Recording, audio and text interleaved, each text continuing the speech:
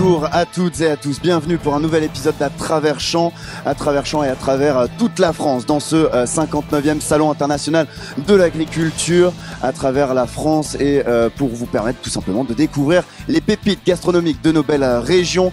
Et notre Tour de France continue encore aujourd'hui puisque nous allons partir en Occitanie, direction donc le sud, et on remontera en fin d'émission en Normandie, tout simplement, pas très loin. Et à travers Champs, c'est aussi un dispositif exceptionnel, forcément un seul objectif, vous faire découvrir les allées de ce salon et voir tout ce qu'il est possible de goûter, de boire, de regoûter, de faire, bref, de vous donner envie de venir ici, à la porte de Versailles, à Paris. Et que dire de notre invité du jour, humoriste, comédien, animateur radio aussi, il a beaucoup de cordes à son arc et d'habitude, c'est lui qui donne rendez-vous à des invités pour parler des sujets de société. J'accueille à 11h30 Kevin Razi, il est 10h30 passé, nous sommes en direct jusqu'à midi dans ce 59e Salon international de l'agriculture.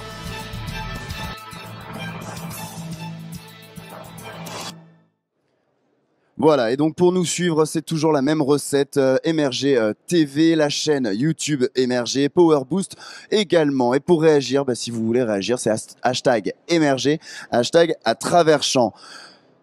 Quentin Leport, on va faire un petit récap de l'actualité. Ça, c'est pour démarrer toujours cette journée. On voit ce qui s'est passé hier avec vous. Tout à fait, Alban. Alors, comme tous les jours, et comme tous les ans au Salon de l'agriculture, 8000 jurés attribuent des médailles d'or, d'argent et de bronze dans 19 catégories lors des finales du concours général agricole. Pour les agriculteurs, c'est une reconnaissance symbolique du travail fait tout au long de l'année, mais aussi une valorisation économique qui peut changer leur vie du tout au tout. Donc, ils ont été encore très nombreux à avoir été primés cette année. Et les médaillés, il faut savoir, peuvent augmenter leur chiffre d'affaires de 40% l'année qui suit la remise de médailles. C'est très important. Très important, on peut le rappeler. Et donc la journée d'hier a été marquée notamment par la venue de Bruno Le Maire, le ministre de l'économie et des finances, ainsi que la venue d'Olivier Faure, le premier secrétaire du Parti socialiste, ainsi que la venue de l'ancien président de la République, François Hollande. Et François Hollande, Quentin, justement, que nos équipes ont pu tout simplement interroger, poser des questions. Je vous propose de justement retrouver cet entretien tout de suite. Et François Hollande, est-ce que vous vous félicitez, Emmanuel Macron, d'avoir enfin mis acté cette interdiction des néonicotinoïdes ? C'était une action que nous avions engagée sous mon autorité, où Stéphane Le Foll avait cherché un équilibre, parce que c'était ça l'intention, c'est-à-dire de faire disparaître progressivement tout ce qui pouvait être pesticides, et notamment ces néonicotinoïdes, et faire que les agriculteurs puissent assurer cette transition.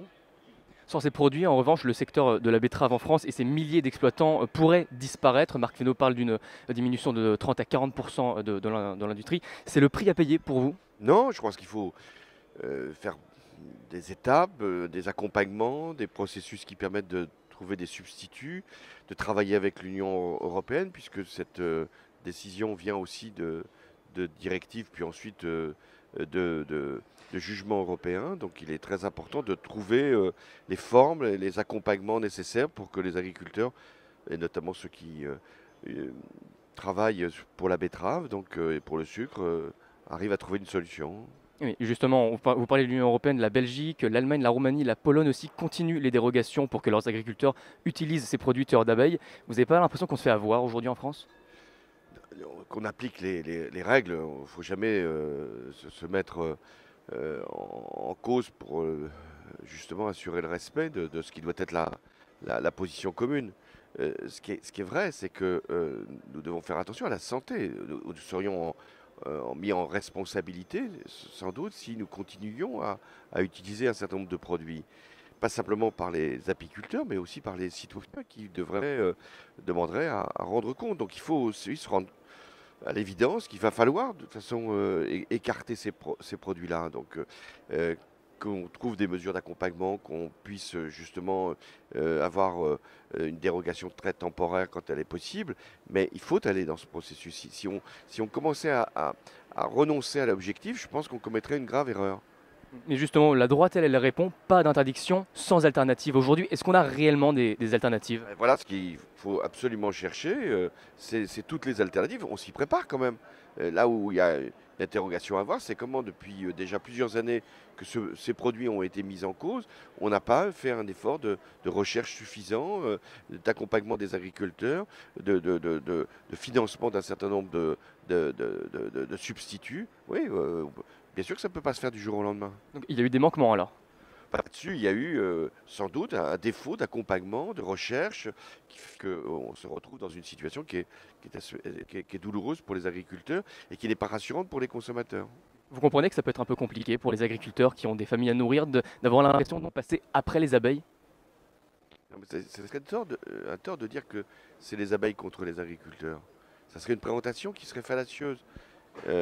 Parce qu'en l'occurrence, c'est la santé publique par rapport à l'utilité d'une profession et de produits qui sont en plus très importants pour la consommation humaine.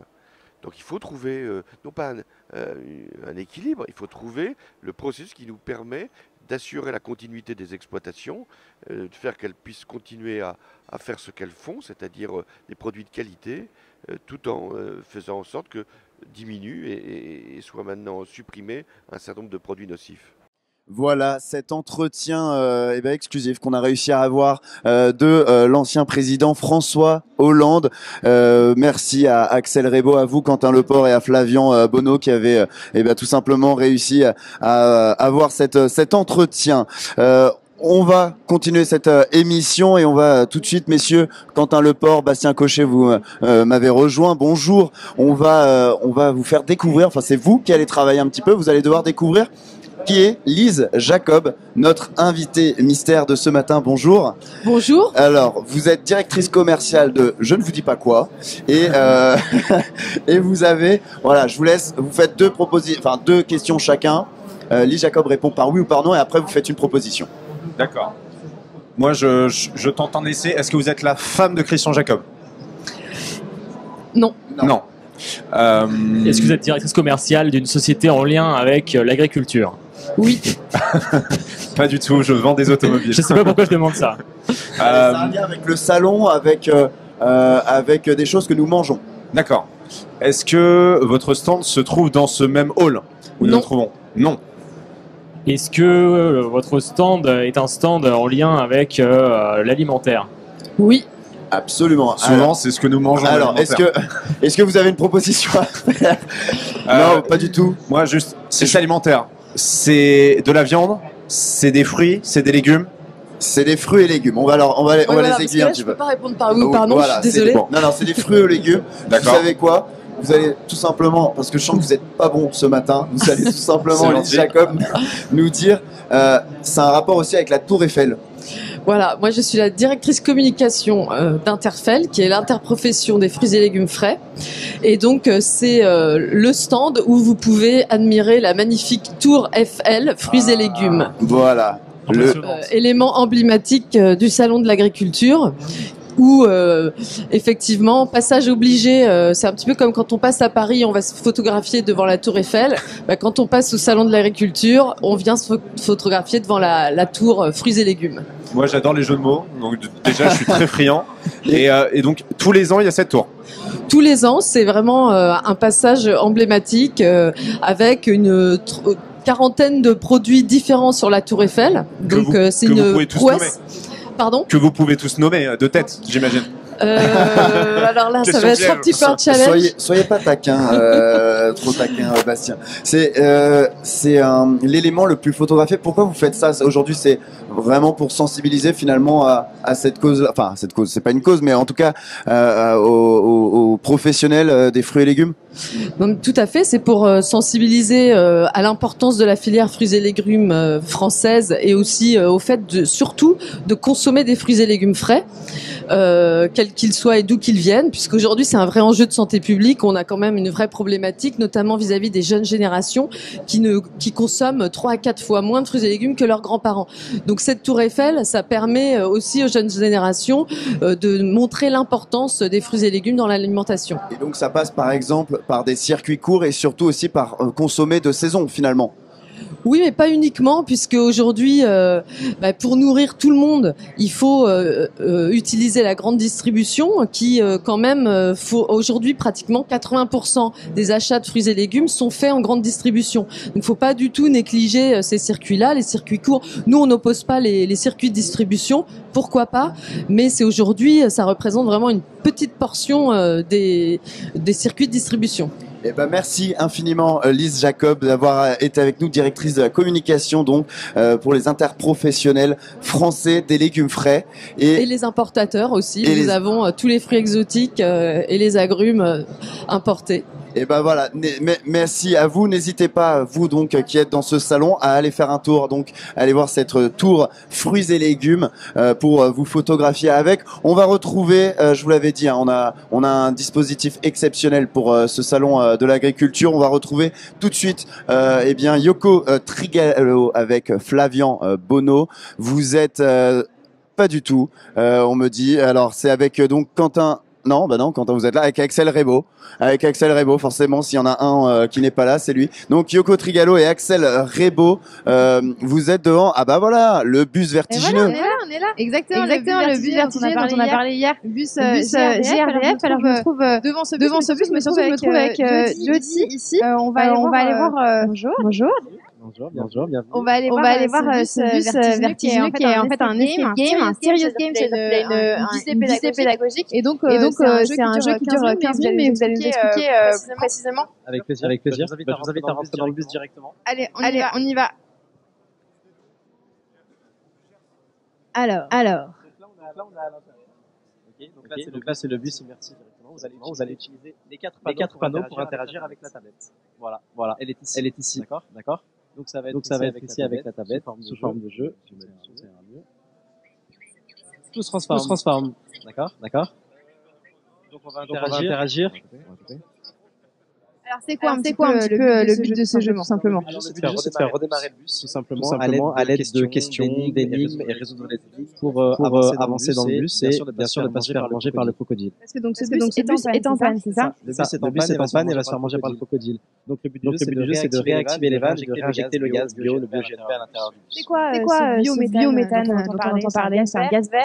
C'est ça. Le biométhane c'est un gaz vert 100% recyclable. Donc on parle d'une économie circulaire, c'est-à-dire que nous allons prendre le biométhane, nous allons prendre les déchets des collectivités, des agglomérations, etc. Le trier, on peut le rajouter dans les champs aussi sous forme de super engrais, ça s'appelle le digesta. Et ensuite, la dernière phase, c'est qu'on va le réinjecter dans le réseau. Et typiquement, aujourd'hui, pour mettre l'accent sur le biométhane, nous avons affrété un bus directement qui roule au gaz.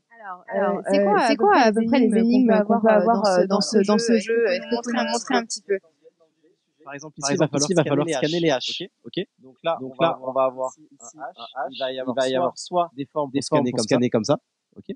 Soit il va falloir rentrer des données à l'intérieur à l'aide des symboles ici. Donc c'est super bien fait parce qu'il va y avoir des effets sonores. Il va y avoir des recherches à l'aide de l'appareil photo. Donc c'est super ludique. Les adorent avec les tablettes. Et ensuite, il va y avoir des données et des symboles à déchiffrer avec des figures. Par exemple, chien, hamburger, etc. Toujours sur le thème bio, recyclage.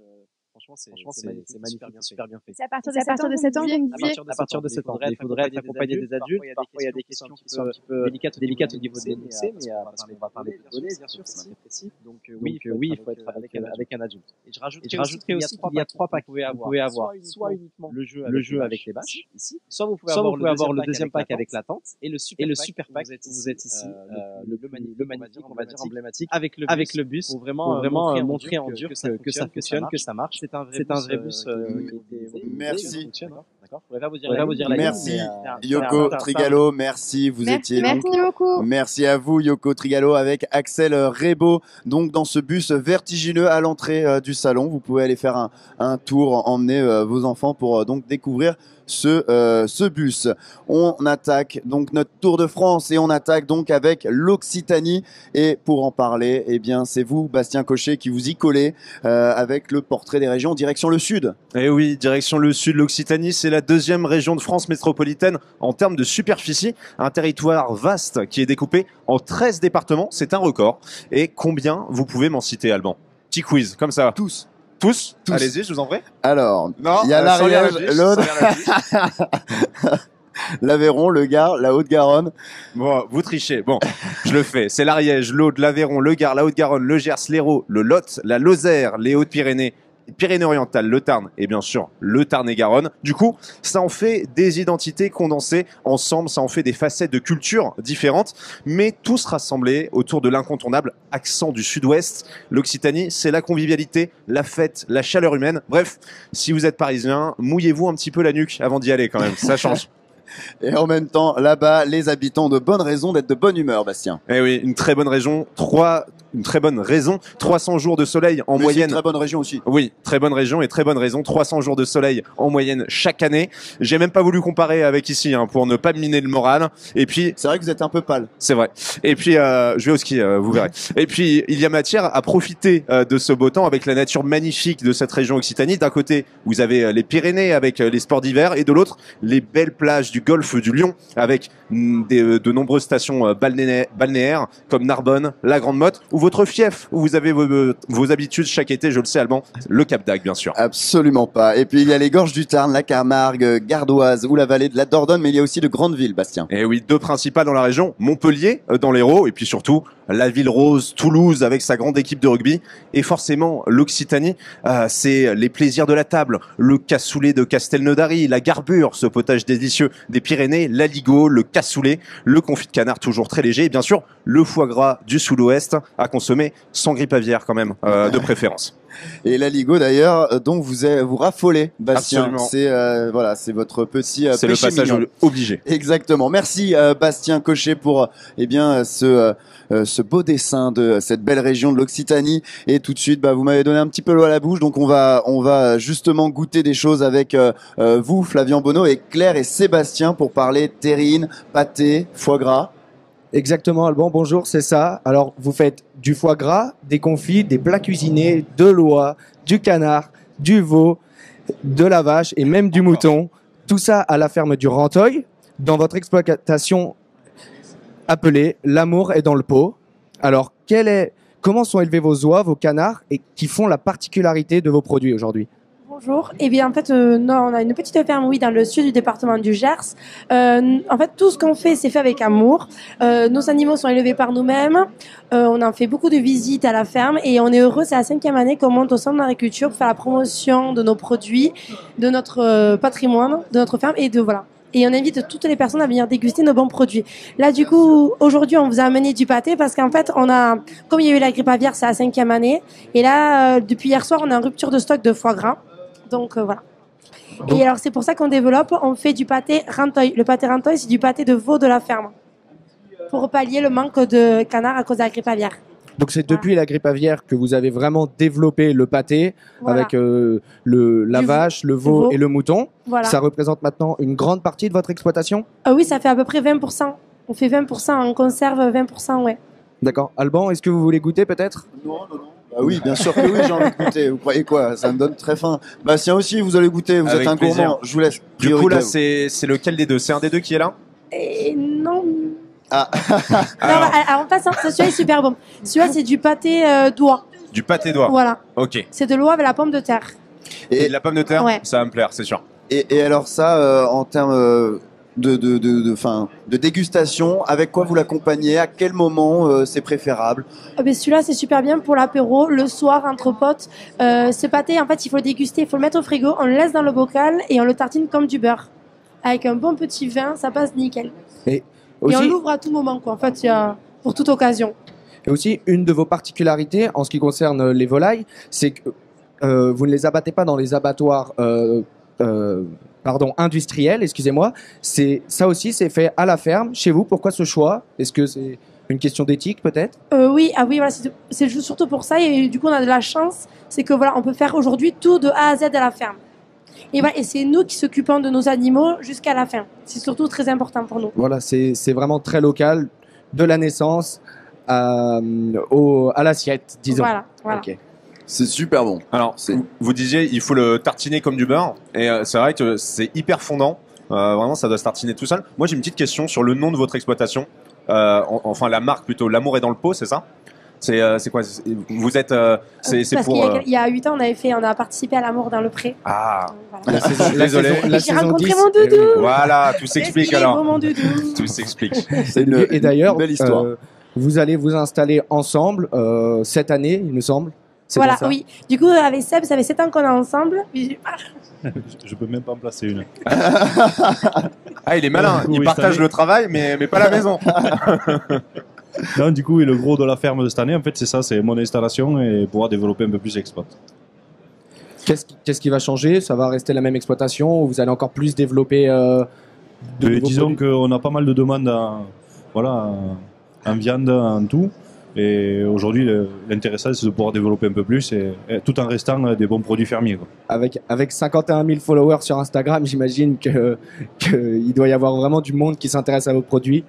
Donc voilà, ça doit... Vous faites de la vente par Internet, d'ailleurs? Oui, on a un site, c'est l'amourdanslepeau.fr, notre site internet. C'est bien. Et ben voilà. Il est tout rose, comme on est là. comme l'amour, finalement. Merci infiniment Mais merci à vous. d'être venu. Merci à Et vous. donc, Merci à vous. allez-y. Occitanie, c'est la région. Allez Le voir, Gers. l'amour est dans le pot. Vous allez en prendre plein les papilles et plein les yeux. Et vous êtes très gentil. Merci Merci d'être à vous. avec nous. Merci à vous, Flavian Bonneau. Merci, Alban. Et on repart tout de suite retrouver Yoko Trigalo, Axel Rebo. L'inverse, c'est Axel Rebo avec les images de Yoko Trigalo. Exactement, région Alban, elle est derrière la cette caméra cette fois-ci. Et pour vous donner encore plus envie de venir en Occitanie avec l'amour est dans le pot, vous venez juste de parler. Juste à côté, on a l'ail noir bio, le panacé, pardon. Avec Manon, bonjour. Vous faites quelque chose qui s'appelle l'ail noir. C'est pas une variété particulière de l'ail, c'est normal. Mais on va passer par un processus un peu particulier. Comment ça s'appelle et ça consiste en quoi?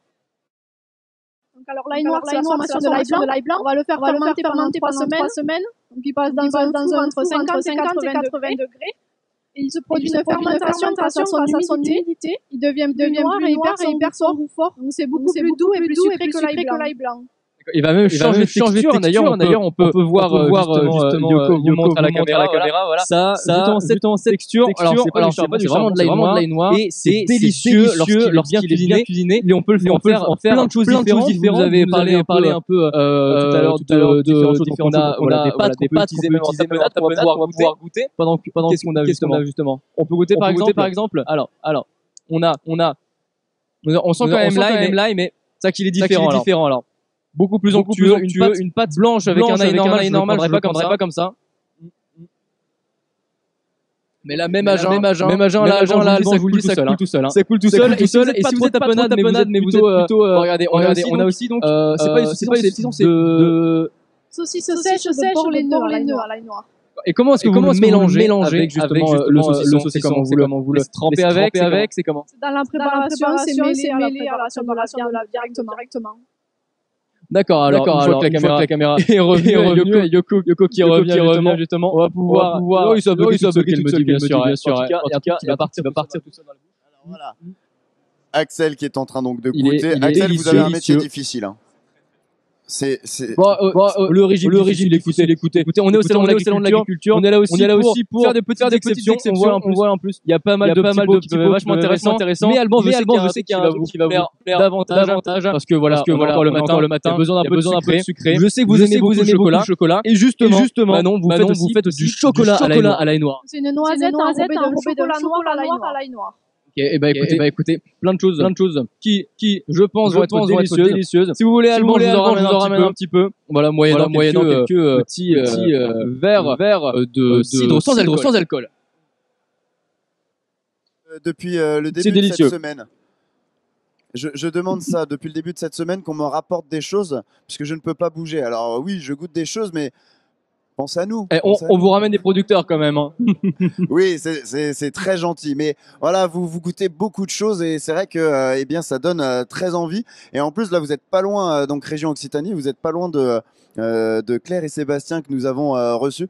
Et donc bah voilà, bah merci Axel Rebo de nous faire voyager finalement dans ces belles allées du salon de l'agriculture. Sauf si vous aviez autre chose à rajouter. On est bon là, j'ai presque la bouche pleine encore, donc je vais rester un petit peu à goûter le chocolat si ça vous dérange pas. Et on se retrouvera tout à l'heure avec les mains pleines. Parfait. Et je vous en apporterai un petit peu.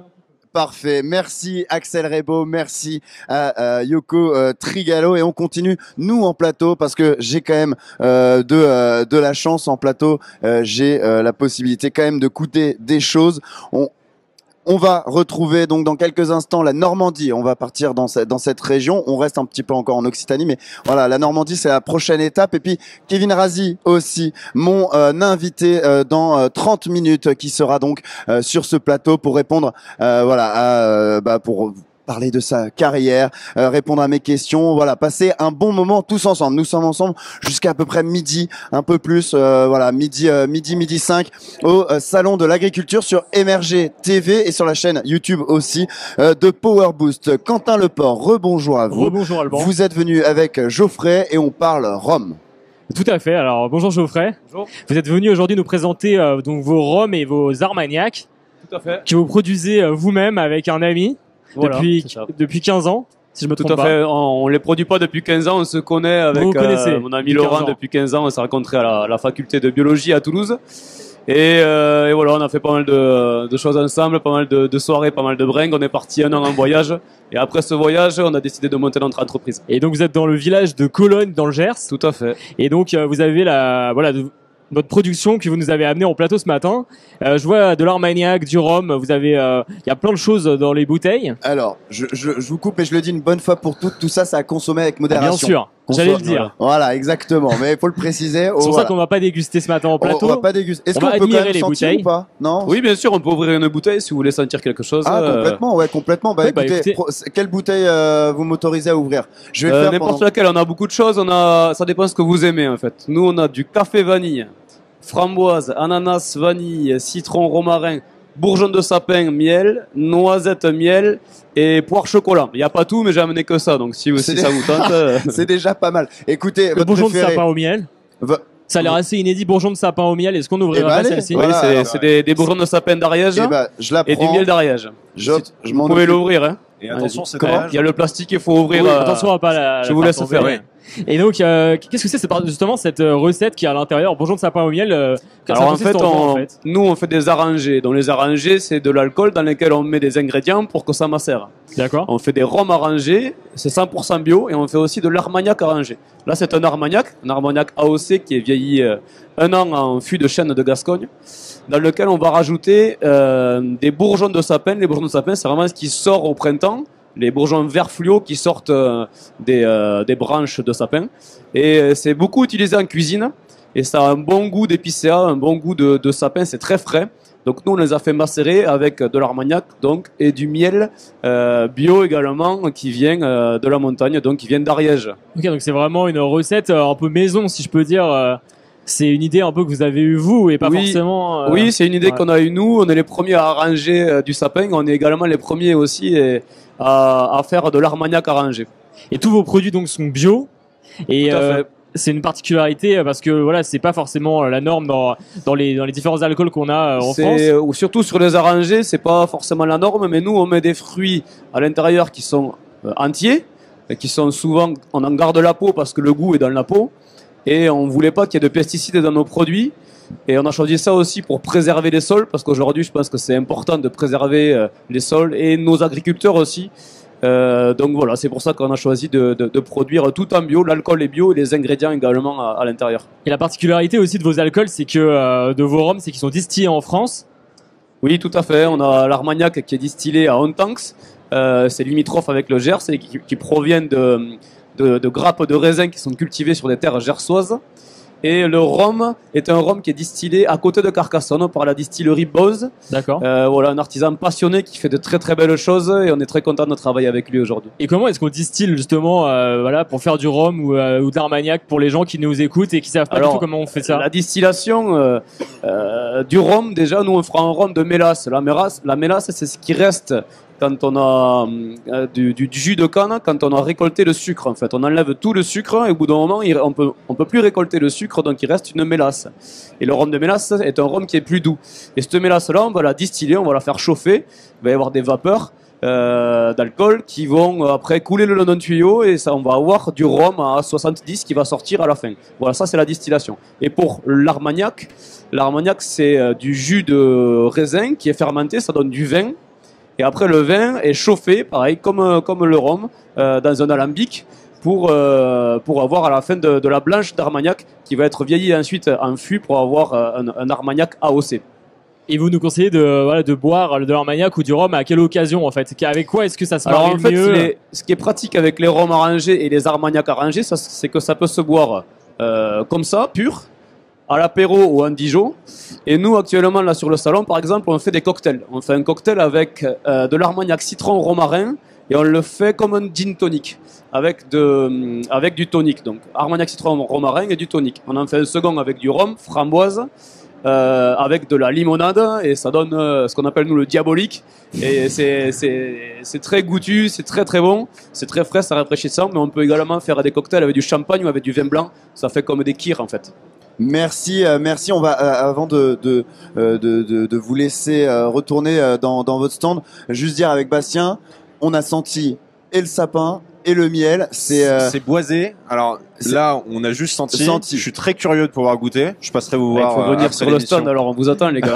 Exactement. Et très sympa, puisque dans la bouteille, je sais pas si on le voyait à l'image, mais on a tout simplement des petites branches de sapin. Ça a l'air très très bon. N'hésitez pas à aller donc dans ce stand, dans cette région Occitanie, aller goûter avec modération. Je le répète parce que là, on est quand même sur des petites choses sympathiques en termes de degré d'alcool. Allez, on retrouve tout de suite Yoko Trigalo. Merci à vous d'être venu, Geoffrey. Merci à vous, Quentin Leport. On retrouve tout de suite Axel Rebaud avec Yoko Trigalo qui continue de se balader tout simplement dans les allées de ce salon. Où sont-ils? Yoko Trigalo, voilà, qui m'entend. Hop là. Bonjour Yoko. Voilà, Yoko Trigalo qui est en train de se préparer à l'antenne. Souriez Yoko, souriez, ça se passe bien. ça se passe bien. Et puis voilà, merci Bastien, on va continuer bientôt. Vous allez nous présenter dans quelques instants la Normandie. Et oui, après la région Occitanie, on l'a dit, la deuxième plus grande région de France, on s'attaque à la Normandie dans quelques instants. Il y a eu une journée où j'avais présenté la Bretagne et la Corse, deux régions qui me sont chères. La Normandie, j'y ai vécu aussi. Attention, donc je connais un petit peu aussi. Vous êtes je suis un citoyen du monde, enfin surtout de la France. Donc on découvre ça dans quelques instants. Et là, on a Yoko qui est en duplex. Peut-être qu'on l'entend. Yoko Trigalo avec Axel Rebaud. Ça y est, voilà. Hop, on se prépare. C'est à vous, Yoko. Oui, je suis de la Guadeloupe avec Seb juste ici à mes côtés. On va pas parler nourriture pour une fois, on va parler cosmétiques. Absolument. Alors, on est une jeune marque de cosmétiques naturels à la vanille de Guadeloupe. C'est une utilisation un petit peu originale de la vanille qu'on connaît surtout pour l'odeur, mais en vrai, la vanille est aussi un puissant actif cosmétique qui va être un antioxydant, qui va être cicatrisant, régénérer la peau, contient 4 vitamines, de la A, B, C, E, et qu'on retrouve dans notre gamme de cosmétiques. Du coup, faite d'après-shampoing solide, de shampoing solide, de masque hydratant et d'huile de recours. Et moi, j'ai bien envie de tester un peu l'huile sur ma peau. Bien sûr. Alors, je vais vous faire tester ça tout de suite. Alors, l'huile de recours, en fait, là, c'est une huile qui va être légèrement teintée. Attendez, pardon. Hop. Ça va avoir l'air bronzé, ça veut dire. Absolument. En fait, le recours c'est cette épice là qu'on voit ici. Je vais vous montrer. Là. D'ailleurs, ma voisine qui est ici. Et c'est un composé qui est 100 fois plus chargé en bêta-carotène que la carotte, à poids égal. Et en fait, la bêta-carotène va être un activateur de mélanine. Ça va également être un puissant antioxydant. Et donc, c'est un précurseur de la vitamine A qui va aussi être un antioxydant. Et donc, c'est une huile qui va donner une bonne mine, qui permet de nourrir le corps et le visage et qui permet d'avoir une bonne mine pendant l'hiver et de préparer sa peau avant l'été.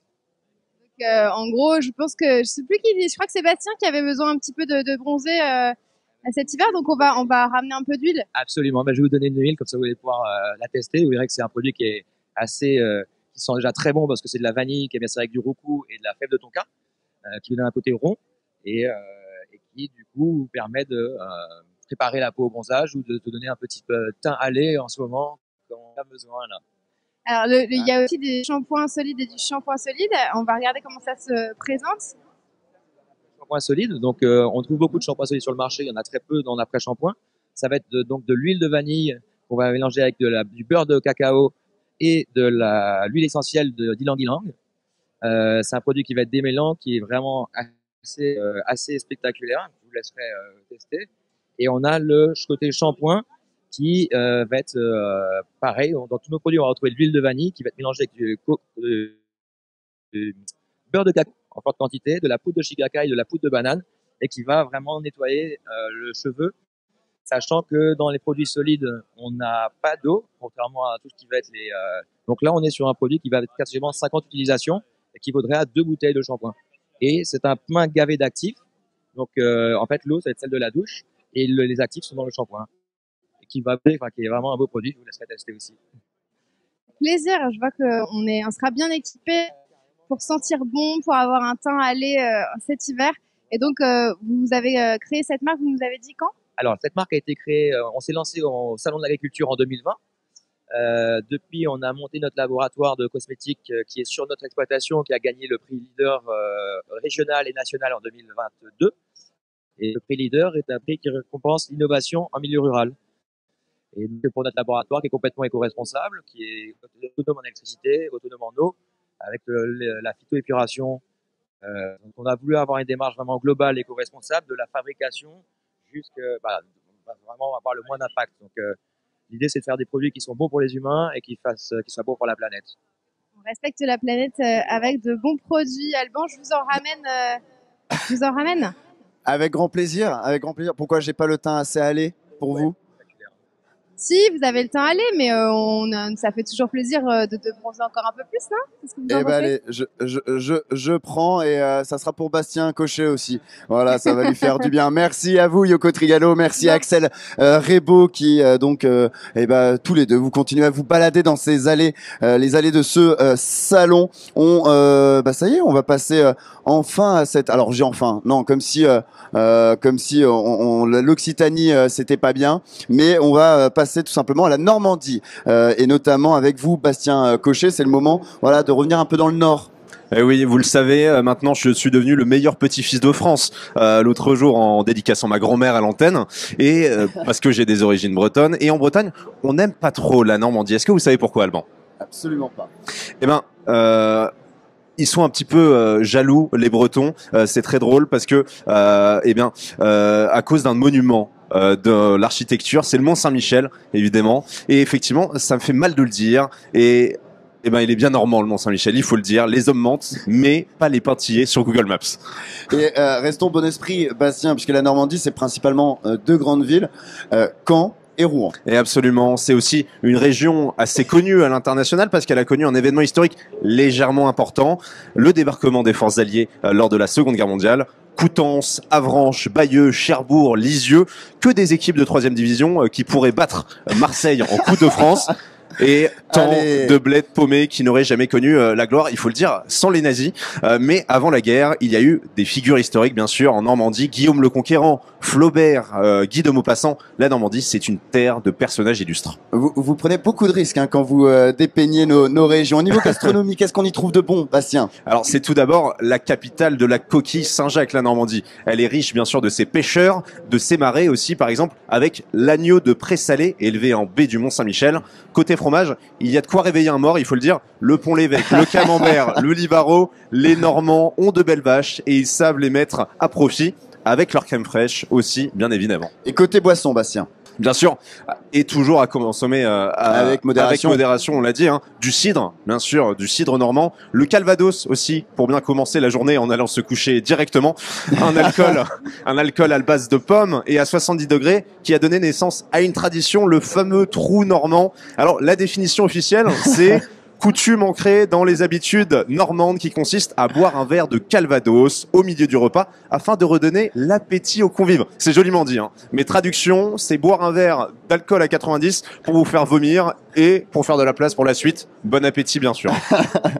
Merci, Bastien Cochet. Voilà, toujours avec modération quand on parle d'alcool. Merci. Et justement, avant de parler de boissons et de Calvados, on va parler charcuterie et rillettes avec Aurélie et vous, Quentin Leport. Oui, absolument, Alban. Bonjour Aurélie. Bonjour. Vous allez nous présenter aujourd'hui donc vos produits normands de la Manche, très précisément. Vous avez donc amené des rillettes, du saucisson et de la charcuterie. Qu'est-ce que ça a de particulier? Voilà, c'est de la charcuterie normande. C'est produit avec quel animal? Dites-nous tout. Alors, c'est une charcuterie très particulière puisque c'est de la charcuterie à base de mouton avranchin, qui est une race de mouton en voie de disparition. Donc, il faut le valoriser, il faut chercher des filières. On est en train de bosser là-dessus. Donc, aujourd'hui, je peux présenter du gigot d'agneau séché et fumé. Je peux présenter nos rillettes, du saucisson, évidemment sur commande de la viande fraîche. Il est important pour notre filière de la faire vivre et de faire de la transformation, c'est essentiel. Et qu'est-ce qu'ils ont de particulier justement ces produits? Est-ce qu'il y a un goût particulier avec cette espèce en voie de disparition? Alors, l'avranchin est un animal mixte qui fait aussi bien de la laine, de l'excellente laine à fibres longues qui nous permet de faire des pelotes aujourd'hui. Et concernant la viande, c'est une viande extrêmement persillée, avec un persillé très fin.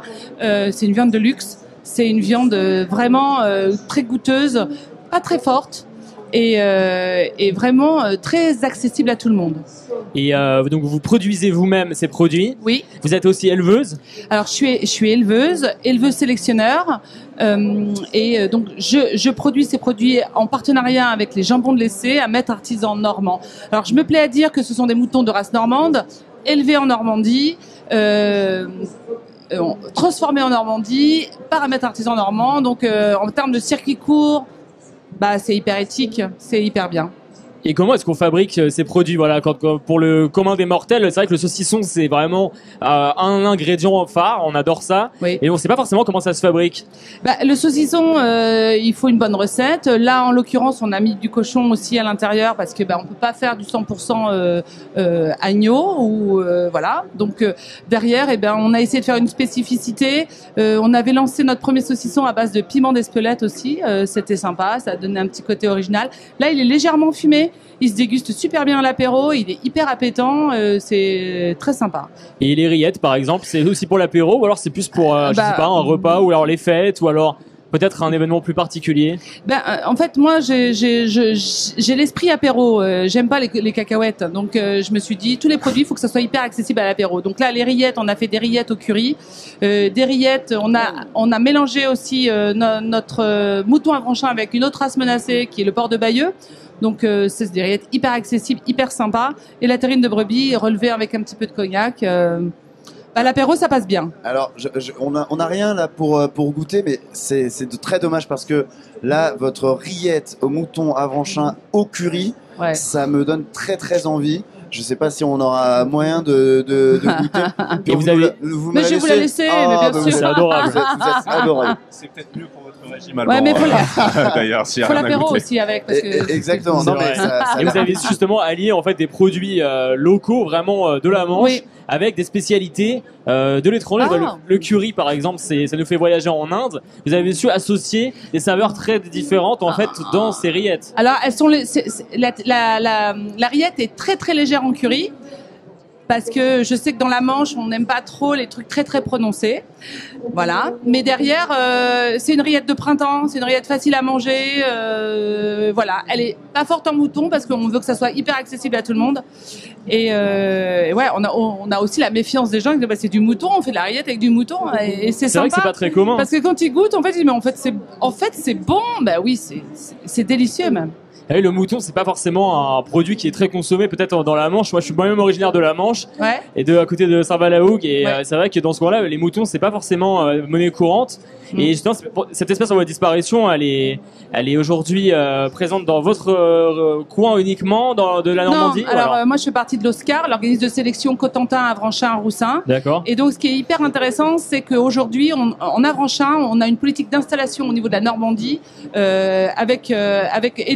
on est très aidé par la région Normandie pour installer les éleveurs.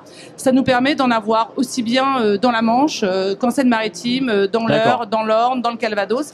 Et en 5 ans, on est passé de 900 brebis à 1700. Donc, on a quasiment doublé le nombre de brebis parce que on a trouvé des jeunes qui avaient envie de s'installer, qui sont intéressés aussi bien par l'excellente viande de l'Avranchin que par la laine. C'est un enjeu très important aussi, la laine aujourd'hui.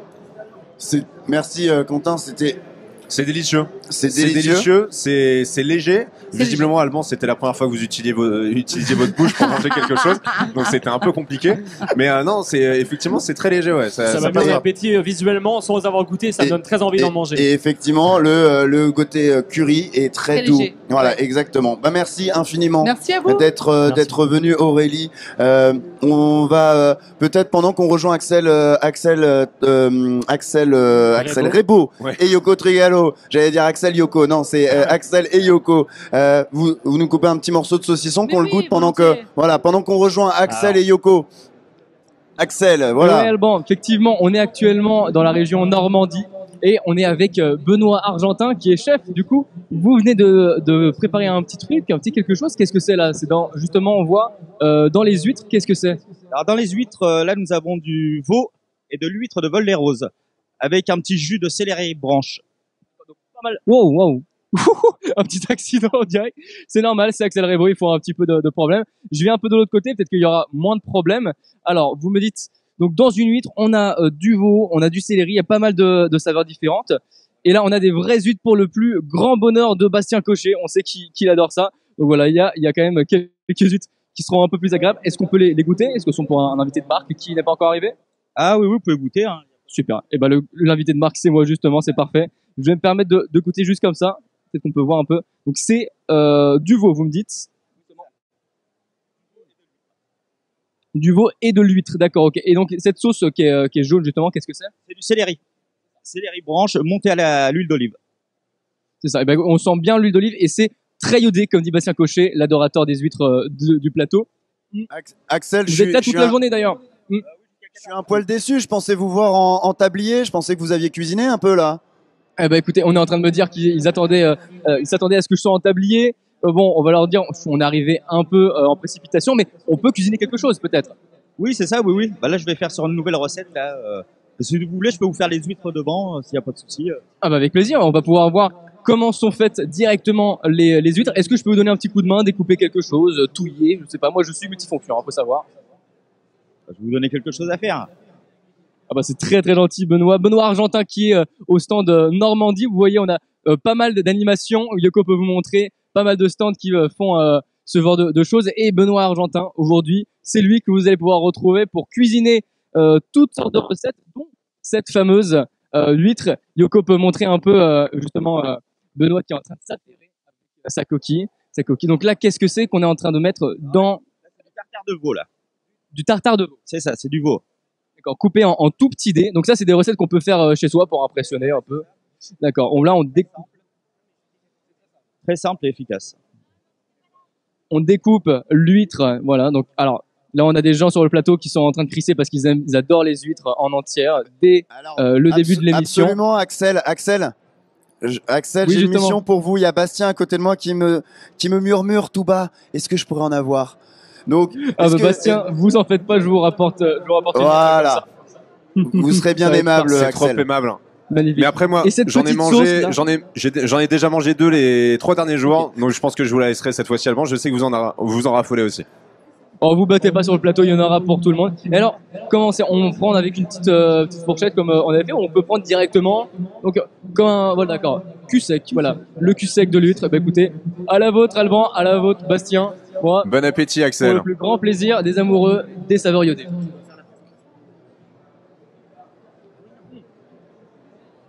Voilà, Axel qui... Alors, parce que là j'ai la bouche pleine.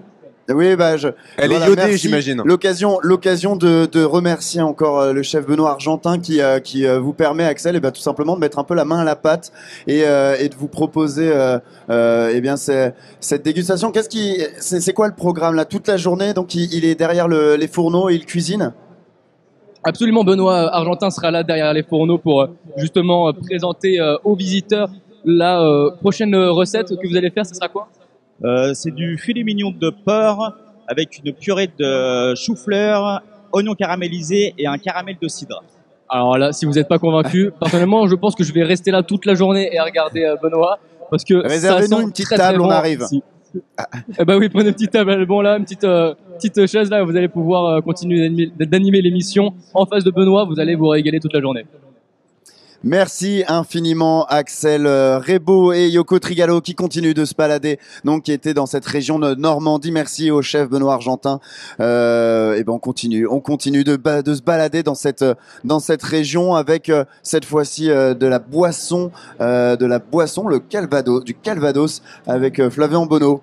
Oui Alban, du Calvados. Alors vous êtes à la ferme du Lotreau, Georges Lévesque, et vous fabriquez du Calvados et de la crème de Calvados depuis 1986. Alors, comment fabrique-t-on du Calvados dans un premier temps? Alors, du Calvados, c'est un produit assez traditionnel. Hein, c'est toujours, on part de la pomme, on presse la pomme, on a du jus de pomme. Le jus de pomme, le sucre se transforme en alcool, donc on obtient du cidre, et à partir du cidre, on fait une distillation, et de la distillation, on obtient du Calvados. Alors bien sûr, c'est tout un savoir-faire, et du Calvados, donc on le vieillit en fût de chêne, et selon les années, on obtient du hors-d'âge, du vieux, et ensuite, une fois, on met en bouteille, et après, bien sûr, il ne vieillit plus, et c'est mis en vente.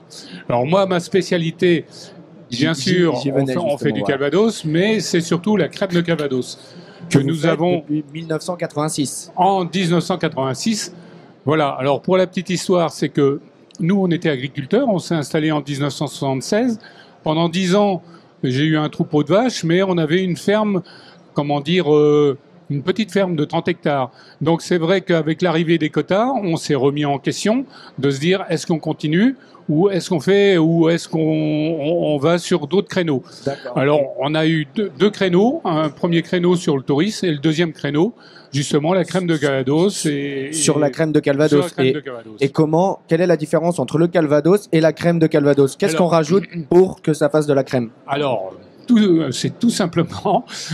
On ajoute la crème, c'est-à-dire que...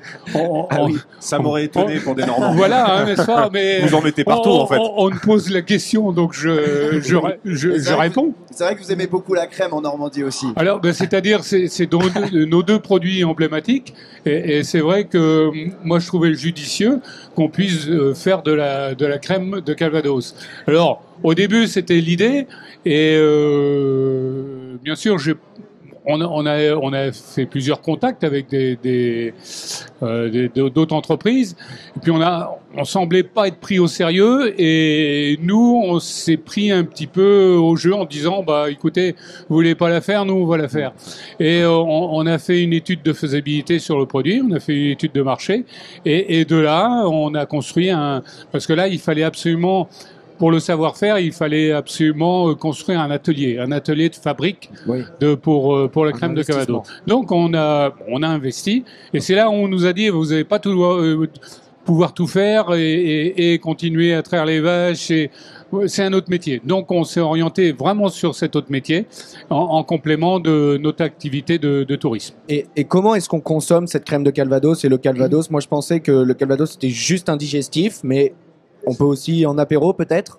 Non, c'est tout le problème du Calvados, parce que c'est vrai que dans la mesure où c'est un alcool, c'est des consommations qui ont énormément baissé, et c'est vrai, pour rebondir par rapport à ça, il faut absolument innover, s'adapter aux nouvelles saveurs. C'est comme par exemple vous avez des crèmes de whisky, donc on est un petit peu dans cette approche. Alors la crème de Calvados, vous pouvez bien sûr la consommer en digestif, vous pouvez la consommer en trou normand, et vous pouvez la consommer en apéritif, c'est-à-dire que vous la frappez, c'est-à-dire avec glace pilée, et ensuite écoutez, ça fait partie des moments conviviaux que vous passez avec vos amis et la famille. Vous mettez une crème de Calvados, et là vous avez le produit et vous avez la conversation avec. Alors on peut pas goûter en plateau, mais est-ce que vous m'autorisez à ouvrir la bouteille de crème de Calvados pour sentir? Ah oui. Allez, c'est parti. Oui. Et j'ai vu aussi que vous faites des cocktails avec le Calvados. Alors, bien ça? on est parti sur un créneau de nouvelles saveurs, c'est-à-dire que, bien sûr, on fait les produits classiques, le Calvados, là j'ai un 12 ans d'âge, mais on fait d'autres cocktails. Alors, soit avec des fruits rouges, soit avec du citron, soit avec de la vanille. Qu'est-ce qu'on a encore? On a aussi la cannelle. Donc, voilà, et on le fait en lien aussi avec notre partie historique, hein, c'est-à-dire le 44. C'est un cocktail qui est connu, mais nous on l'a rapproché par rapport à notre histoire l'histoire de la ferme de 1944. Ah, d'accord. Ok, Voilà. super. Et 1066, pour ceux qui connaissent pas, c'est une célèbre année pour les Normands, puisque c'est Guillaume le Conquérant qui a battu les Anglais à Hastings en 1066. D'accord. Et Héritage. comme nous, au niveau de notre village, on avait un chevalier de Cahagnes, qui est parti avec Guillaume le Conquérant. Donc on suppose que nos ancêtres ont été là-bas et qu'ils avaient certainement une petite boisson pour réconforter les armées. Et je crois que c'est pour ça qu'on a gagné. Heureusement qu'on était là. Exactement. Et donc, vous avez aussi une activité plus touristique. On peut visiter vos caves, c'est bien ça? Alors, on a une activité de gîte. On a des gîtes ruraux où on accueille des classes, où on accueille de l'événementiel pour ceux qui veulent faire des mariages, etc. Des anniversaires, beaucoup d'anniversaires aussi, des enterrements de vie de garçons, des enterrements de vie de. Et puis pour les seniors, on a aussi les noces d'or.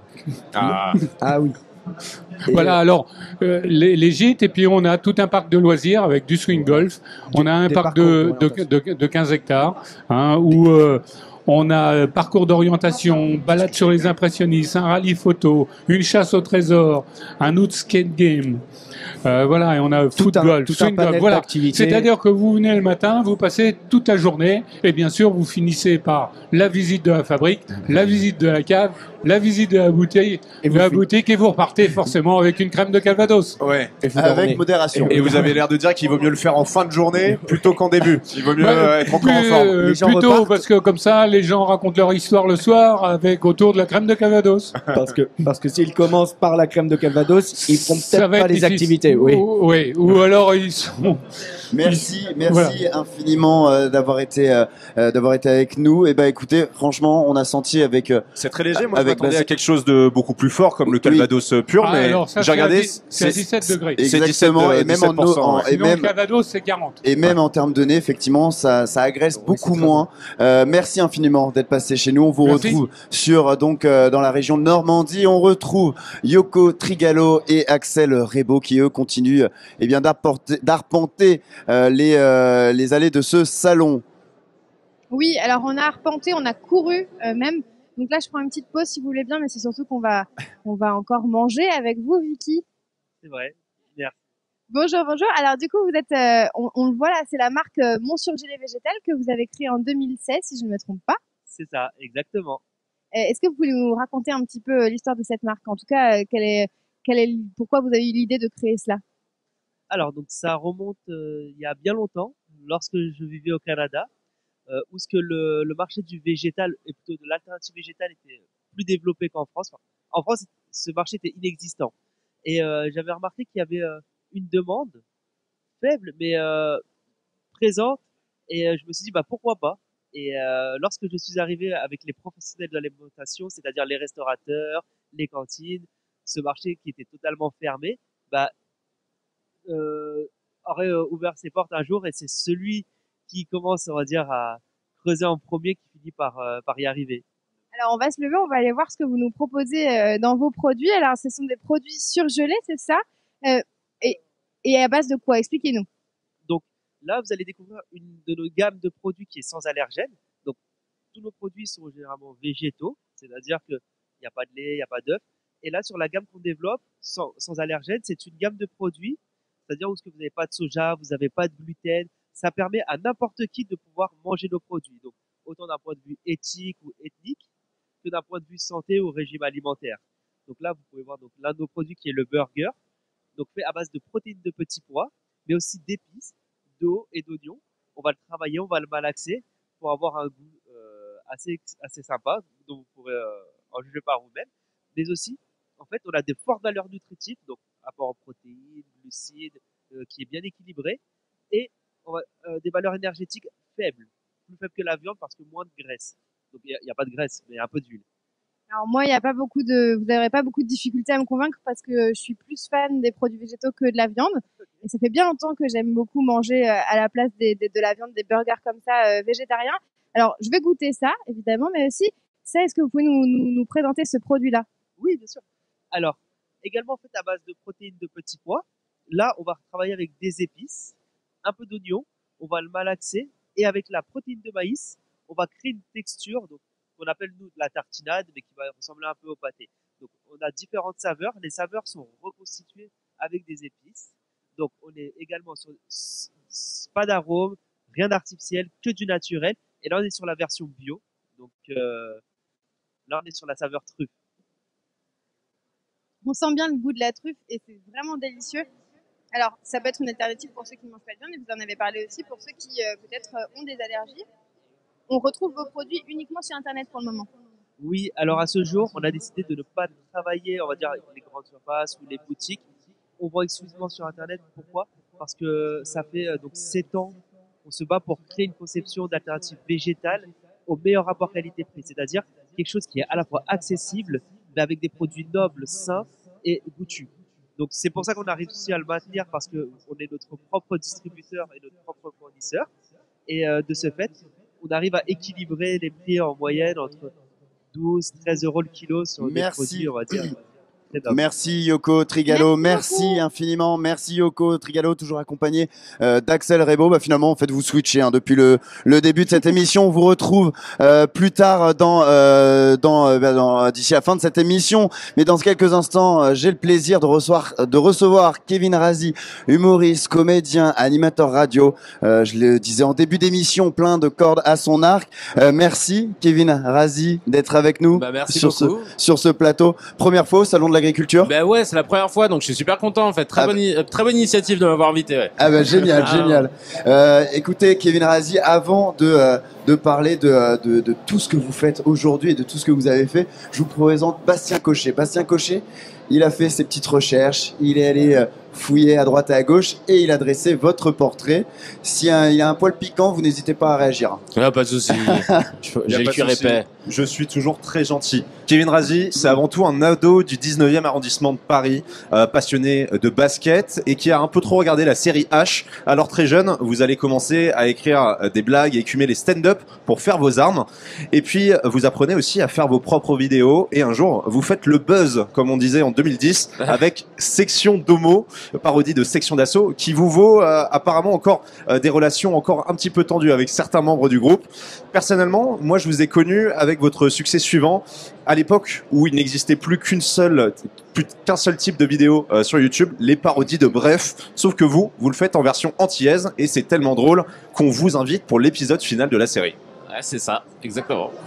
Et après ça, ça va être tout simplement l'explosion et l'ascension fulgurante avec les passages à la télé. Et oui, on ne demande qu'à en rire, le Before du Grand Journal, Studio Bagel, vous êtes partout, vous sortez même un livre sur les fake news. Alors là, on pourrait se demander, mais quel est le rapport? Eh bien, en fait, débunker les mensonges et décrypter l'actu, vous adorez ça. C'est d'ailleurs ce qui va vous pousser à réaliser le projet de votre vie un petit peu, un talk show à l'américaine, satirique, sobrement intitulé Rendez-vous avec Kevin Razi. L'émission fonctionne, les invités sont incroyables, bref, vous êtes au sommet. Et malgré ça, l'émission va être arrêtée pour une raison inconnue, Bastien. Inconnu. Bon, il paraît surtout que Monsieur Bolloré est un peu susceptible quand on parodie ses émissions préférées. Mais heureusement, il y aura d'autres moments de grâce. Souvenez-vous, c'était un 3 février, un lundi. Une web TV prénommée Le Live qui devait révolutionner Twitch voyait le jour. Et au bout de quelques minutes, le coup de génie, Kevin, vous dites le N-word en direct, ce qui entraîne le bannissement de la chaîne. Alors, c'était peut-être quand même la meilleure chose qui soit arrivée au live avec le recul. Heureusement, depuis un mois, c'est le retour des choses sérieuses avec votre bébé de toujours. Rendez-vous avec Kevin Razi.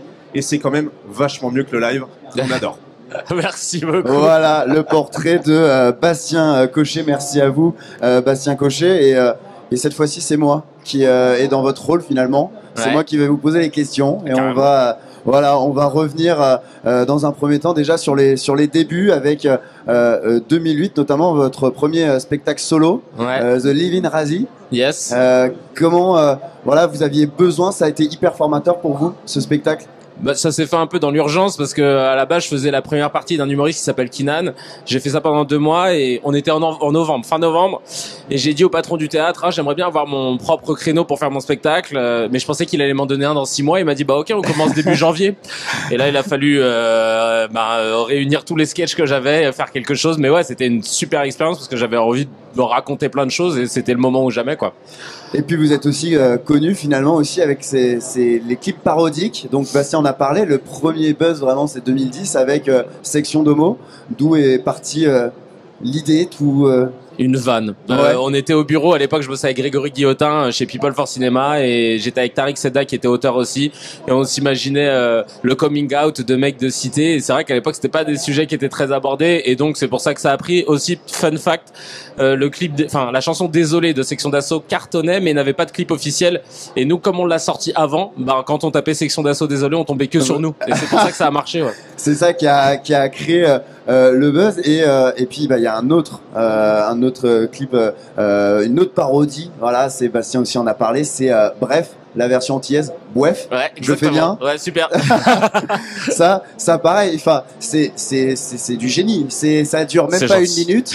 Et vous avez fait un carton, ça a été vu des millions de fois. Ouais, bah ça par exemple, c'était avec mon ancienne associée Elodie Legal. Elle était en train de m'écrire sur un Messenger et elle me disait enfin bref, et elle a mis ça et et j'ai rigolé, j'ai fait t'imagines si on faisait la parodie antillaise machin, et j'ai écrit le truc vite fait et elle a tourné et voilà. Mais vraiment c'est parti de juste parce qu'elle a mis enfin bref sur une conversation. Mais en plus à l'époque, parce que je le disais tout à l'heure, mais c'était une époque où tout le monde faisait sa parodie de Bref, même toutes les entreprises, il y avait des CE qui faisaient des parodies de Bref, et il y en a 2 qui se sont un peu démarqués. Il y en avait une parodie portugaise. Avec Carglouche, je crois. C'est ça, et puis la vôtre, c'est les 2 qui ont le plus fonctionné, et d'ailleurs vous êtes dans l'épisode final, donc c'est la preuve que le dernier épisode, c'est Kian qui est venu vous chercher. Ouais, exactement, et quand ils m'ont appelé, franchement j'étais trop content parce que je me suis dit bah tant mieux, ils ont de l'autodérision, ils ont kiffé le fait qu'ils soient parodiés par tout le monde, et ils ont appelé, il y avait pas que moi, il y avait même Maxime Muscal, au Grand JD, il y avait tous ceux qui avaient fait des parodies. Voilà. Exactement, le dernier épisode là, c'est un melting pot d'artistes. Exactement. Et c'était la première fois que vous travailliez avec lui, que vous collaboriez avec Kian. Alors je l'avais connu moi sur la scène, on avait partagé la scène sur des plateaux d'humour, etc. Donc c'était pas la première fois, mais là de faire un tournage comme celui-ci, ouais, c'était ma première, je crois. Et alors ça devait être sympa là avec tous les potes finalement. Il y a pas une petite histoire. Non, mais pour le coup, la vérité, c'est que j'ai pas tourné très longtemps. On était dans un parc, nous, donc j'ai vraiment tourné 3 secondes, mais c'était suffisamment cool pour qu'on puisse rester en contact avec toute l'équipe, quoi. Et donc ça, on est en 2012 à ce moment-là. Et puis après, ça va, comme on disait, ça va décoller. Vous allez intégrer notamment l'émission On ne demande qu'à en rire. Ça, pareil, c'est quoi? On est venu vous chercher. C'est vous qui avez poussé les portes. Alors j'ai postulé une première fois, ils m'ont dit non. Et j'ai repostulé une deuxième fois avec l'aide d'une pote, Candy, qui m'avait dit non, t'inquiète, ça va le faire, et qui m'avait aidé à écrire avec Romain Chélan et Tariq Sedak. Et là, ils ont dit oui. Et ça a été une superbe aventure en vérité. Vraiment la première fois qu'on me voyait dans le grand public, etc. Donc ça fait quoi justement cette première cette première réalité face au grand public, justement, ça vous a fait quoi? Beaucoup de stress, on va pas se mentir, parce que là on joue devant non pas un public mais devant des téléspectateurs aussi, devant des caméras, devant un jury qui peut appuyer sur un bouton si c'est nul, et ça c'est très très chaud. Ça met une pression de dingue, mais honnêtement c'était une superbe expérience. Et ça, en plus, c'est un peu une émission qui était à double tranchant. Enfin, des fois, ça se passait très bien, ça a lancé certains artistes, mais pour d'autres, c'était un petit peu le pugilat. Moi, je me souviens d'un passage de Jarry, par exemple, où il s'engueule avec Jean Benguigui, il me semble. Et à l'époque, on prenait un risque quand même d'aller On ne demande qu'à en rire, quoi. C'est compliqué d'avoir des professionnels du métier qui vous jugent en plus, et si vous prenez une mauvaise note, c'est compliqué de continuer après. Au final, Jarry a prouvé qu'il n'avait pas eu besoin de ça, et qu'il a pu et il y en a plein, Kéron, Fary, Bérangère Krief, il y en a plein qui sont passés, avec qui ça s'est mal passé. Au final, ça les a pas empêchés de cartonner derrière, heureusement. Et vous avez quand même remporté le 4e Prime, si c'est ça, le 4e Prime, et vous jouez au Casino de Paris en 2013 avec donc tous les gagnants. Là aussi, ça c'est dingue. Commence à vous dire, là, ça y est, je suis parti, là. Ah ouais, là, c'était dingue. Là, c'était dingue parce qu'en fait, on est en live, cette émission est tournée en direct. C'est la première fois que je gagne un truc. Donc, j'étais content d'arriver premier. Habituellement, je suis toujours 2e ou 3e. Donc, pour une fois, ça change. Donc, c'était une expérience de dingue, ça. Et puis, il y a eu aussi, en parallèle, il y a eu le Jamel Comedy Club. Ouais. Comment ça aussi c'était de nouveau donc face à vous retrouviez aussi un peu cette ambiance voilà de proximité avec le spectateur. Bah déjà, et puis surtout c'était un rêve parce que moi quand j'étais au lycée, mon rêve, je l'avais noté quelque part, c'était d'intégrer le Jamel Comedy Club. Donc le fait d'y arriver, c'était ça fait bizarre de voir ces rêves se concrétiser aussi vite au final parce qu'il a fallu quelques années. Donc un truc de dingue de pouvoir traîner avec Jamel, c'est quand même assez dingue. De se dire je le regardais derrière mon écran, maintenant c'est moi qu'on regarde. C'est dingue, c'était une expérience de ouf. Ouais. Puis on parle de Canal+ aussi, parce qu'il y a eu beaucoup de choses. Il y a eu d'abord donc cette séquence pendant ce temps, pendant le grand journal. Il y a eu le scan de Kevin Razi aussi, ça c'était le before. Le before, ouais, c'est ça. Du grand journal. Et puis les studios Bagel. Ça c'était fou aussi comme expérience, hein, de partir de YouTube, un collectif, et de se retrouver sur Canal+ à faire des vidéos, des séries pour des émissions qu'on regardait pareil. Comment ça se passe ça? Parce que vous êtes nombreux. Comment voilà, avec toutes les vidéos que vous avez faites, comment le processus de création, comment il se déroule? Bah, il y avait un pool d'auteurs dont je faisais partie, et après chaque talent proposait aussi des sketchs, et puis on les réécrivait, on faisait des retours, etc. Mais c'est vrai qu'il y avait vraiment 6 personnes qui impulsaient, hein, parce que c'est vrai qu'on est trop, donc on peut pas tous se mettre, on l'a fait au début, hein, se mettre autour d'une table tous ensemble et essayer, mais c'était l'enfer. Donc on essayait de se structurer petit à petit, et puis ça prenait quoi. Et d'ailleurs, bah là, c'est les 10 ans. Enfin, vous fêtez les 10 ans. Et quelque chose.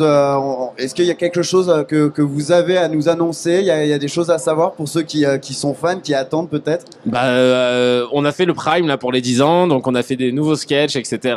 Et je sais que maintenant le studio Bagel se relance sous la forme d'un label chez Canal+, label humour, où ils vont booster tout un tas de projets, que ce soit les nôtres ou pas. Et vous allez y participer? Vous comptez vous investir un peu plus dans le relancement du studio Bagel?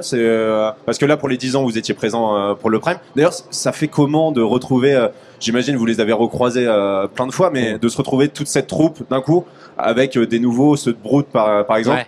Mais ça doit faire plaisir aussi de tous se retrouver comme à l'époque. Bah ouais, carrément, parce qu'on a vécu des choses improbables. Donc, je suis désolé, je vous coupe Kevin Razi, mais parce qu'on va retrouver Yoko Trigalo et Axel Rebo. Ils sont au pavillon 1. Ils nous présentent un animal aujourd'hui. Voilà, c'est aussi l'une des spécificités de cette émission. En fin d'heure, en fin d'émission, on rencontre un animal. Et aujourd'hui, on est sur. Alors, je l'avais noté, c'est un porc. Un porc noir du Bigorre. On a le plaisir. Et donc avec Pascal.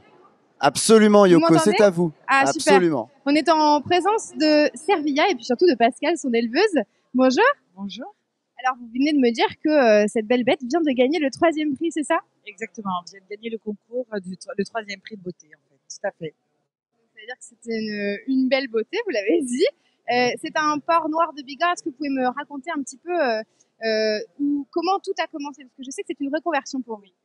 Alors, en fait, c'est un soir, il y a une dizaine d'années, une insomnie comme beaucoup. À 3h du matin, je regarde un reportage comme ça et je tombe sur le noir de Bigorre. Et là, je me dis, c'est ça ce que je vais faire. Et donc, je réveille mon mari à 3h du matin. Je suis évidemment hallucinée, je me dis, bien sûr. Et puis, en fait, l'histoire s'est faite au bout d'une dizaine d'années. Mon mari était militaire, moi, je suis un ancien agent immobilier. On est parti en Nouvelle-Calédonie et en revenant, on a dit, OK, c'est ça, et on va se former. Et donc là, c'est la Servia que vous voyez. C'est pas un noir de Bigorre, c'est un cul noir du Limousin. Et je fais les deux races. En fait, je fais Gascon, qui est un noir de Bigorre, c'est l'AOP, et je fais du cul noir.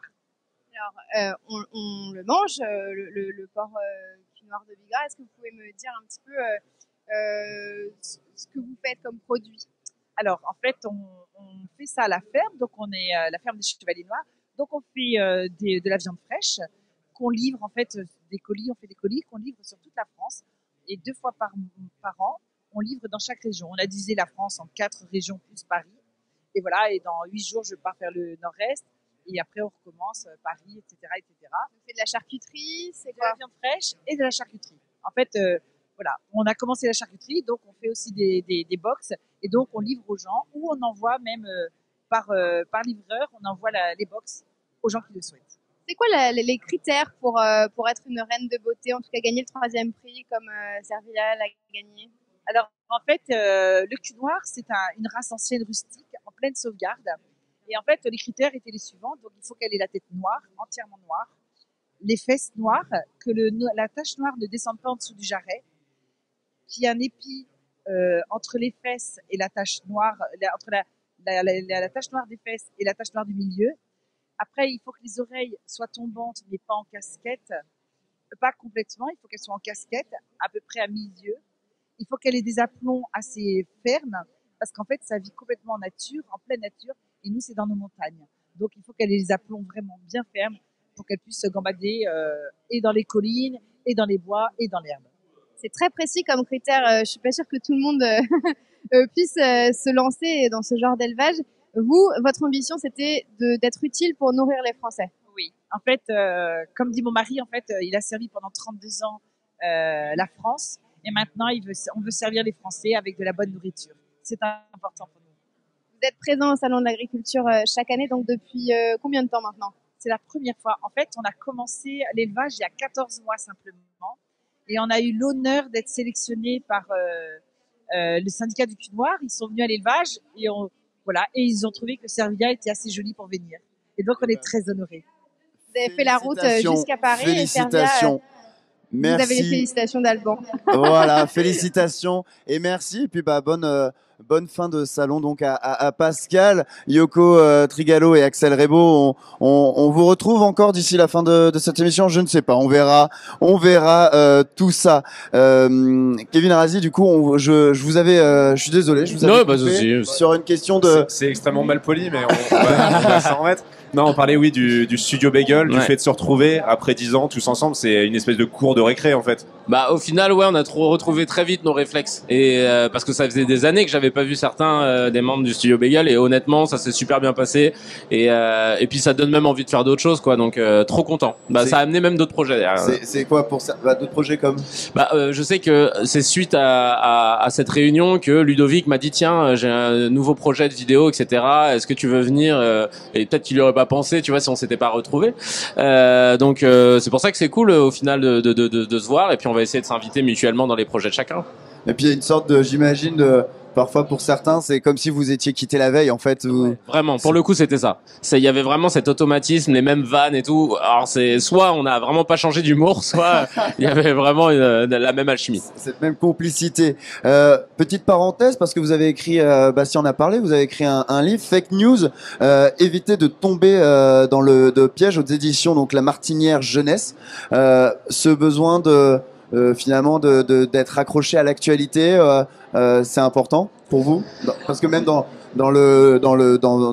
ce qu'on va parler, votre late show, le rendez-vous avec Kevin Razi, vous abordez l'actualité en début d'émission de manière piquante, voilà, c'est important pour vous? J'aime bien moi donner mon point de vue sur des sujets et en m'appuyant sur des faits. Et le problème c'est qu'avec les réseaux il y a en m'appuyant sur des faits. Et le problème c'est que sur les réseaux sociaux il y a à boire et à manger et les jeunes ne savent pas trop trier le bon grain de l'ivraie, pour rester dans le thème de l'agriculture. Donc l'idée c'est de leur donner des outils pour pouvoir justement de faire attention à ce qu'ils partagent. Donc voilà, donc c'est un, je crois que normalement on avait l'image ou peut-être pas, mais c'est un livre que vous pouvez donc vous procurer pour découvrir finalement Kevin Razi sous un autre angle, parce que vraiment je le disais, vous êtes finalement vous avez combien de cordes à votre arc, parce que même moi je sais pas, je me surprends. Non mais parce que c'est ça aussi, il y a une aventure à Swig aussi avec la matinale. La matinale, c'est ça, animateur radio, ouais, exactement. Ouais. Vous êtes bien renseigné en tout cas. Bravo. Ça c'était comment aujourd'hui? Est-ce que déjà vous êtes un lever tôt ou plutôt un couche tard? Je suis plutôt levé tôt, mais honnêtement, quand on fait une matinale radio, on sait pas ce que c'est de se lever tôt là. Donc c'était cool, j'ai adoré cette expérience, mais je sais pas si je pourrais me relancer sur des levées à 4h30 quoi. Ouais, parce que pour ceux qui ne le sauraient peut-être pas, effectivement, quand on démarre une matinale à 6h, il faut bien qu'on arrive à un moment donné, c'est quoi, c'est 3h du mat Alors ça c'est plus pour les matinales d'info. Non, nous on arrive j'avoue on arrivait vraiment juste avant, mais parce qu'on préparait en amont. Mais voilà, un mythe qui s'écroule. Oui, là, j'avoue. Mais donc c'était quand même une bonne deux saisons de plaisir. Exactement, 2 saisons de plaisir avec Margot, Virgile et Zama. Petit big up à eux, c'était vraiment top. Ouais, aussi donc Bastien l'a abordé le live. Ouais. Ça a été court mais intense. On peut le dire. Après le N-word. Je sais pas si je peux me permettre de le dire. Donc, Oula. Non, on va éviter. On me dit très bien. Donc, on va éviter. On va éviter. Mais donc, voilà, oui, on m'en confirme bien qu'il faut pas que je le dise. Donc, oui, ça a duré. Vous êtes sur Twitch en même temps, c'est pour ça? Ouais. Vous êtes blanc, Alban, donc on va Oui. Non, mais il avait oublié. J'étais parti là. Mais pour revenir sur le live, parce que, enfin, il y avait de grandes ambitions avec ce projet. Ça a été quand même un naufrage hyper rapide. Comment vous l'avez vécu après parce que il y a eu quand même une énorme levée de bouclier sur les réseaux. Déjà, tout le monde était contre ce projet sur les réseaux à la base, mais en plus après le lancement, comment on le vit ça? Bah mal, hein, je pense, tout simplement. Non, en fait, j'ai trouvé ça très injuste que moi je sois d'un coup le porte-drapeau du projet, alors qu'à la base j'étais juste animateur et qu'on m'a dit Kevin, faut présenter 2 heures de live où tu dois présenter tous les talents qu'il y a sur le truc. Et ce jour-là, en plus, j'étais malade comme un chat. J'ai dit mais je vous lâche pas, ok.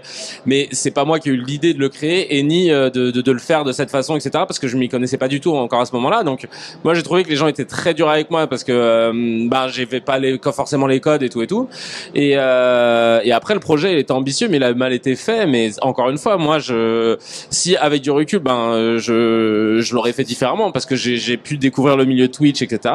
Et je pense qu'il aurait fallu commencer un peu plus modestement et pas genre en grande pompe, il y a tous les talents et on y va, on a les moyens. Je pense qu'on aurait dû commencer petit à petit, un peu comme le stream avec le matin, etc. Enfin de se faire adouber petit à petit. Je pense que ça aurait été la meilleure stratégie. C'est ça, parce que même le début du stream, effectivement, le son décalé avec l'image, enfin, il y avait, voilà. Mais voilà, tous ces trucs-là, en fait, on me les a imputés à un moment.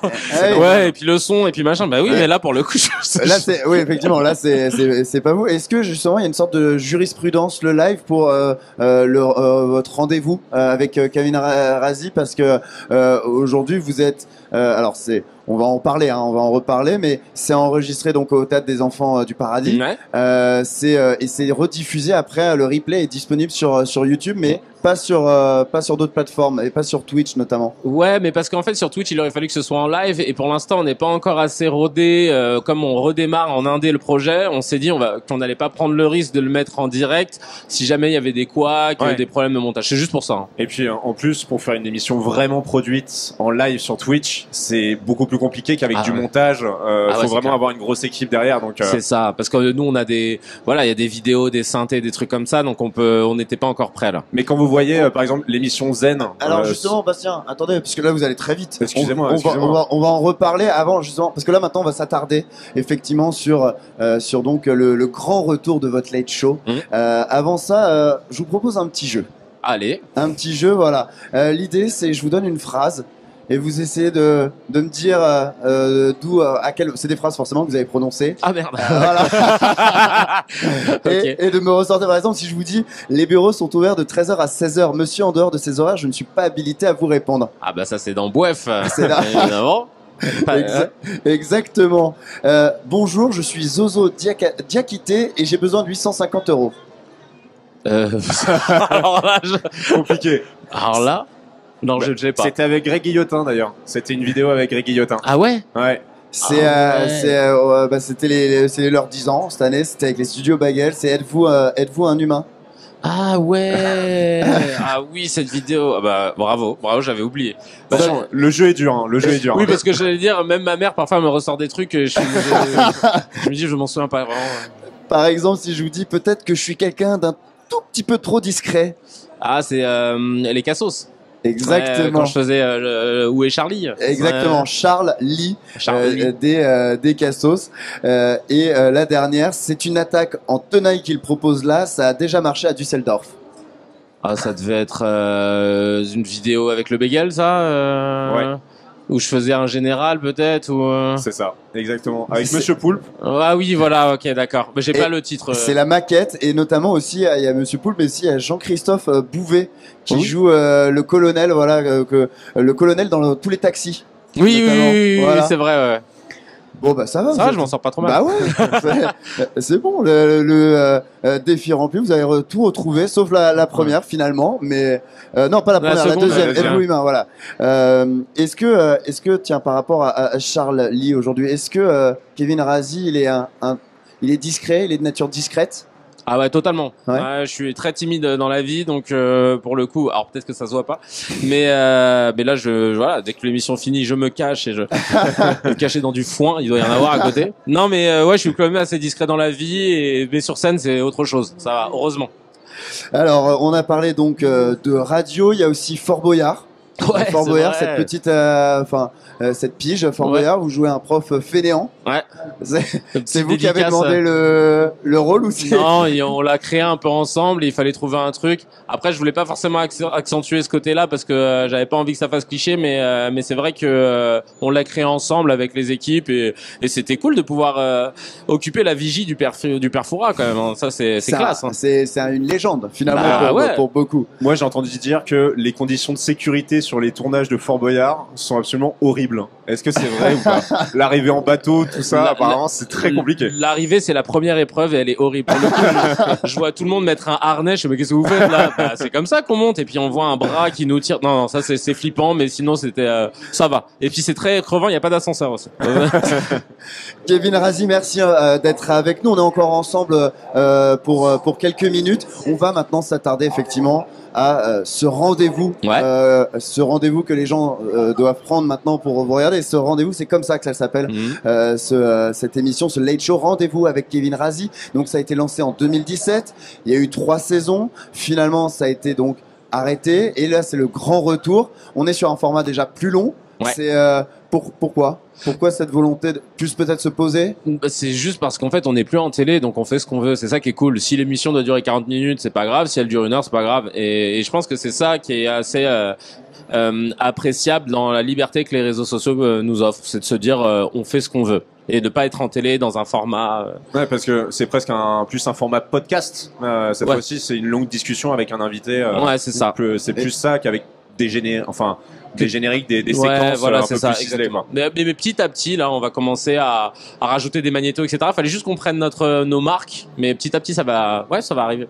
Et voilà, et donc justement un format plus long. Donc par exemple la dernière, là, c'était avec Idriss Aberkan. Ouais. Donc je l'ai dit en fait, il y a en rapport avec votre livre, c'est vous démarrez finalement avec un œil sur l'actualité, notamment toutes les pénuries, de manière drôle, piquante, et ensuite c'est cet entretien. Aujourd'hui, c'est l'invité, par exemple, là, déjà le prochain invité, vous pouvez nous le dire ou pas, vous l'avez? Ouais, je les ai. Il y a Jérémy Nadeau, donc qui a commencé sur les réseaux, qui est stand-upper maintenant, et Camille Lelouch, donc qui est comédienne, humoriste, chanteuse.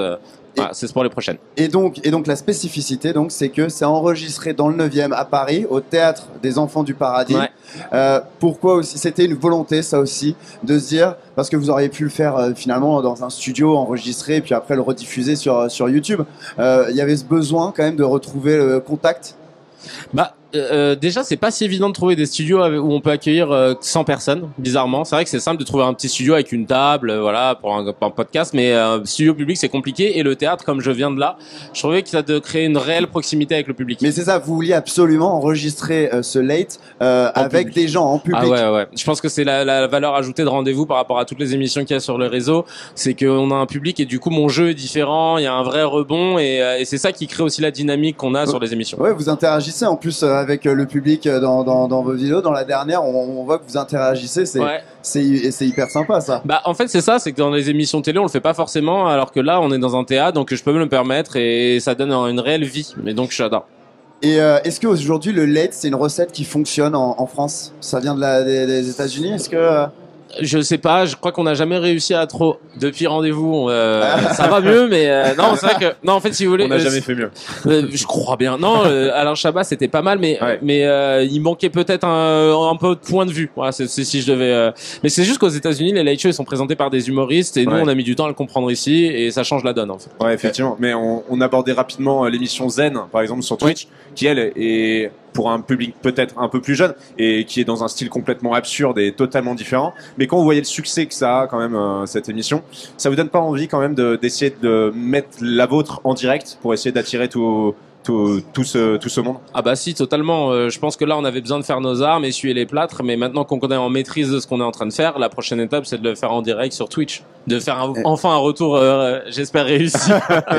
La grande rédemption. Exactement. Et ben c'est tout le mal qu'on vous souhaite, Kevin Razi. Et franchement, allez voir donc, si vous avez la possibilité d'aller voir Kevin Razi donc au Théâtre des Enfants du Paradis pour son grand rendez-vous. Voilà, son rendez-vous. Enfin, je dis grand rendez-vous, c'est rendez-vous avec Kevin Razi, mais voilà, c'est un grand et beau rendez-vous. Et puis sinon, sur YouTube en replay. Ouais. Merci infiniment d'avoir été avec nous. Merci beaucoup. Et il y a des dates en tournée aussi, il me semble. Et il y a des dates en tournée, effectivement. Il y a des dates en tournée aussi, non? Ouais, je les connais pas, mais en fait, je suis en train d'écrire mon nouveau spectacle et on va roder en tournée à partir de fin avril dans toute la France. C'est ça. Et merci infiniment. Bon tour dans ce salon de l'agriculture, puisque c'est la première fois que vous y venez.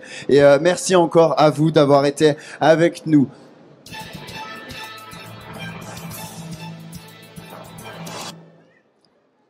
Voilà, à travers Champs, c'est terminé pour aujourd'hui. Vous retrouverez demain, écoutez, demain à la baguette, ce sera pas moi, mais ce sera Raphaël Bardena.